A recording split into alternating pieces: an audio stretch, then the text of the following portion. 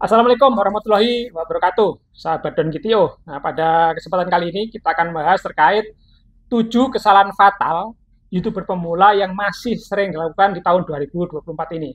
Apa saja kira-kira? Sepi penonton, gagal monet, channel tidak berkembang, channel dihapus oleh YouTube, kalaupun berhasil monet, dia dismonet. Nah, itu rata-rata yang masih dilakukan. Tapi kalau menurut saya itu wajar ya, wajar karena memang YouTuber pemula itu belum memiliki informasi yang lengkap, belum memiliki informasi yang cukup terkait hal-hal itu. Nah, itu juga tentunya pernah juga kita lakukan ya, pernah kita lakukan. Maka dari itu, pada kesempatan kali ini kita akan mencoba mengulas setidaknya ada 7 kesalahan fatal yang masih sering dilakukan oleh YouTuber pemula sehingga terjadi kegagalan-kegagalan yang telah disampaikan di atas. Nah, bagi teman-teman yang sudah berhasil monetisasi, kita ucapkan selamat, dan bagi yang belum, mudah-mudahan segera menyusul. Nah, apa saja kesalahan-kesalahan YouTuber pemula yang masih sering dilakukan di tahun 2024 ini? Yang pertama, kesalahan yang pertama adalah channel tidak memiliki konsep. Apa itu konsep, Bang? Konsep adalah perencanaan ya. Konsep adalah perencanaan. Jadi harus menyusun konsep terlebih dahulu untuk membuat sebuah channel atau membuat sebuah video. Tanpa rancangan, tanpa konsep, kecil kemungkinan video yang kita upload atau channel yang kita bangun itu diminati oleh penonton. Rame penontonnya atau banyak subscribernya. Itu kecil kemungkinan. Nah, kenapa? Karena tanpa ada konsep, kita tidak mengetahui bahwa video tentang apa yang akan kita buat di channel kita. Target penontonnya siapa yang akan menonton kita. Begitu juga alur ceritanya seperti apa. Kita tidak memiliki konsep-konsep itu untuk membangun sebuah channel. Maka pantas saja kita akan pantas saja kita akan mengalami kegagalan-kegagalan yang pernah disebutkan di atas.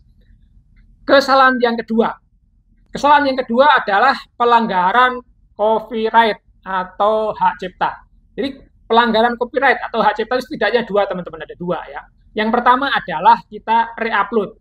Reupload itu kita ngambil videonya orang dari channelnya orang lain, kita upload di channel kita, atau kita ngambil channel atau video dari channel orang lain, kita comot-comot, kita jadikan satu, kemudian kita reupload. Apakah itu fotonya, apakah itu audionya, apakah itu videonya, itu merupakan reupload. Begitu juga ada yang namanya konten hak cipta.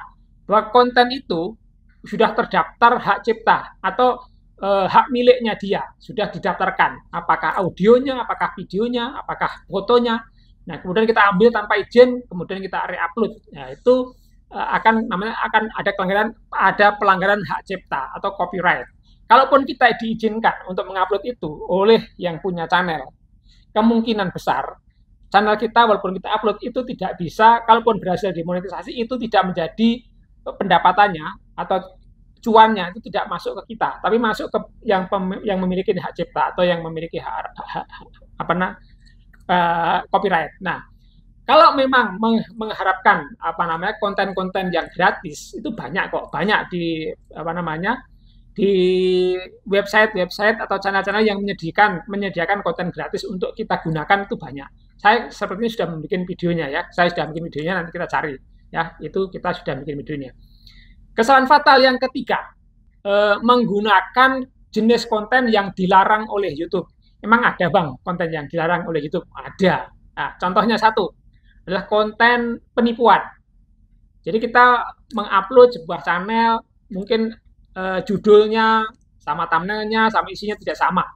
Itu masuk kategori penipuan atau scam, mengarahkan sesuatu atau mengarahkan orang agar tertipu karenanya atau mengambil keuntungan karena kita mengupload channel itu. Itu termasuk konten penipuan. Yang kedua adalah jenis konten sensitif. Sensitif itu yang 18 plus lah ya, seperti itu, atau yang terempet-rempet itu juga tidak diizinkan oleh YouTube karena YouTube melindungi penontonnya agar para penontonnya itu nyaman, karena penonton YouTube itu terdiri dari segala umur. Jadi makanya konten itu dilarang oleh YouTube, makanya itu merupakan pelanggaran ataupun kesalahan. Yang termasuk jenis konten yang dilarang selanjutnya adalah konten yang melanggar hukum atau melanggar barang ilegal, mungkin ya, memasukkan barang-barang ilegal, barang yang tidak diizinkan. Nah, itu apa saja banyak ya yang ilegal itu, apakah dia narkoba, apakah dia jenis-jenis seperti itu dan segalanya, perjudian dan semacamnya, itu tidak diizinkan. Begitu juga konten yang mengandung kekerasan atau berbahaya ya. Konten yang mengandung kekerasan atau berbahaya itu juga tidak diizinkan. Jadi dilarang, termasuk konten yang dilarang. Ada juga konten yang hoax atau salah informasi atau misinformasi. Ketika kita mengupload sebuah hoax yang berisi berita bohong, itu juga tidak diizinkan oleh YouTube. Kesalahan yang keempat, masih banyak melakukan menonton videonya sendiri, baik yang sudah monetisasi maupun yang belum monetisasi. Nah, kalau kita belum monetisasi, itu tidak ada pelanggaran dari YouTube ya. YouTube tidak memberikan sanksi atau pelanggaran kepada pemilik channel yang nonton videonya sendiri, hanya saja itu akan berpengaruh terhadap retensi penonton. Ya, retensi penonton. Misalnya, kita habis upload video nih, kita nonton video kita cuma 1 detik, 1 menit atau 1 menit, kemudian kita keluarkan lagi, kita keluar dari situ. Nah, itu artinya nanti YouTube akan menganggap bahwa channel kita ini tidak diminati oleh penonton, karena ditonton cuma sebentar doang, berapa detik, tonton langsung keluar. Itu nanti YouTube sudah menilai bahwa video kita ini tidak diminati oleh penonton. Ya, itu kesalahan kita. Akhirnya ketika itu nanti kita tidak mendapatkan rekomendasi YouTube. YouTube tidak akan merekomendasikan karena penontonnya cuma 1 menit, 1 detik. Nah, makanya video itu yang akan mendapatkan retensi bagus atau mendapatkan rekomendasi bagus itu kalau ditonton minimal 70% atau full. Nah, itu kesalahan-kesalahan yang sering dilakukan. Nah, kalau mau menonton itu jangan langsung dari video kita yang kita publish, tapi dari YouTube Studio. Jadi YouTube Studio teman-teman bisa lihat konten, nanti di situ ada edit, kita tonton bisa ketahuan.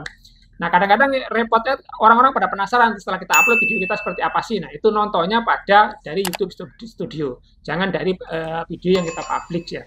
Nah, kalau sudah monetize, apa sanksinya? Kalau sudah monetize,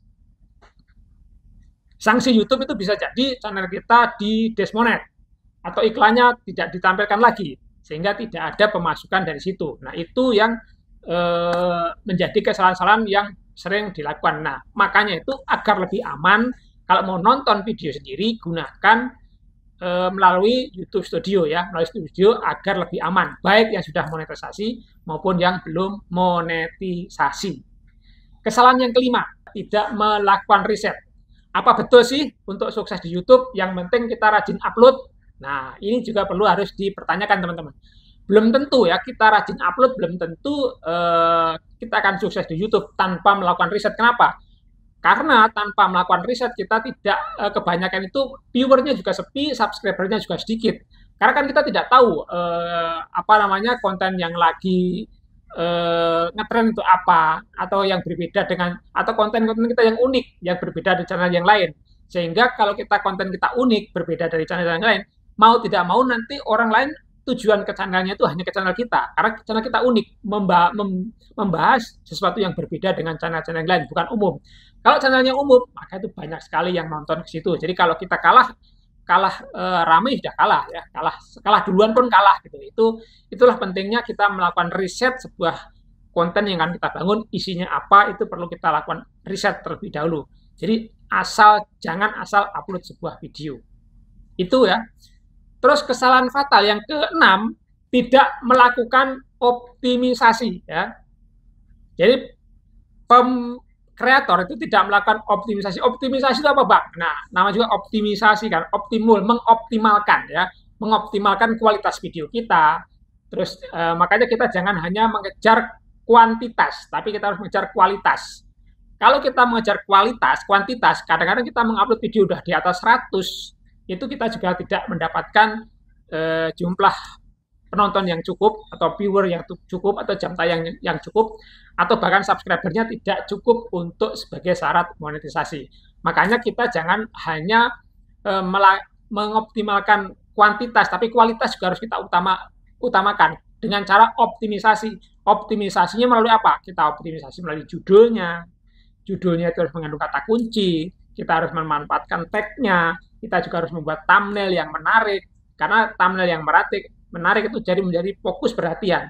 jatuh cinta pada pandangan pertama itu juga berasal dari thumbnail. Begitu juga kita harus mengoptimalisasikan eh, audio kita, video kita. Jadi jangan asal-asalan. Itu salah satu hal-hal yang sering masih dilupakan oleh teman-teman kreator pemula. Nah, yang terakhir teman-teman, yang terakhir itu adalah yang kesalahan-kesalahan yang ketujuh, fatal ya. Kita membeli penonton atau membeli subscriber. Nah, ini yang menjadi fatal. Kalau kita membeli penonton atau membeli subscriber betul, kita akan cepat mendapatkan syarat monetisasi. 1000 subscriber, 4000 jam tayang. Itu cepat sekali. Namun itu merupakan satu kesalahan yang sangat fatal sekali karena video kita tidak akan berkembang. Karena video kita tidak akan berkembang, channel kita tidak akan berkembang. Kenapa? Karena ketika kita sudah mendapatkan syarat monetisasi, itu total berhenti, nge-freeze video kita. Jadi sama aja kita mulai dari nol, mulai dari awal. Kenapa? Kita apakah yakin bahwa subscribernya itu subscriber asli? Apa kita yakin bahwa penontonnya itu adalah penonton asli? Bahwa penontonnya itu nanti tidak hilang jam tayangnya setelah kita monetisasi atau setelah kita beli, bahkan sebelum sempat monetisasi. Itu yang harus menjadi perhatian kita.